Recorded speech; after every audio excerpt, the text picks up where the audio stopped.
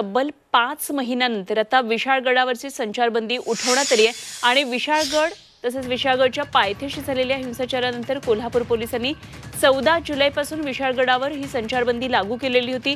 पर्यटकांना सुद्धा गडावर जाता येत नव्हतं। अखेर ही संचारबंदी आता उठवण्यात आली आहे। मात्र संचारबंदी उठवताना जिल्हा प्रशासनाने पर्यटकांना अनेक अटीही घातलेल्या आहेत। काय नेमकी या ठिकाणची परिस्थिती आहे, आढावा घेतला आमचे प्रतिनिधी प्रताप नाईक यांनी।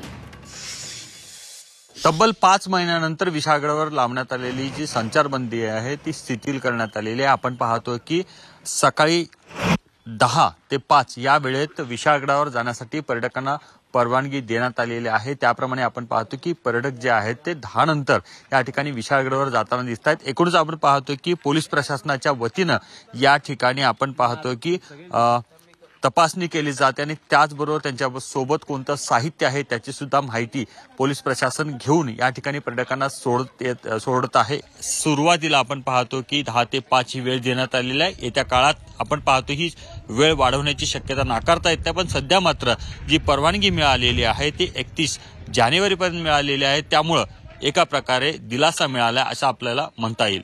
कॅमेरामन प्रताप नाईक, झी 24 तास, विशाळगड।